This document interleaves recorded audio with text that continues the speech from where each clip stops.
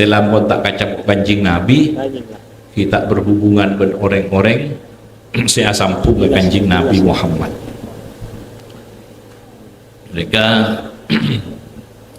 ingat iblis ni kepenter, iblis ni ke alim, iblis ni kepenter, tapi tak ada cinta karena orang Allah.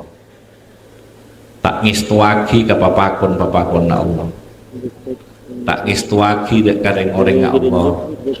Tak ngistuaki dek tuntunan na Allah.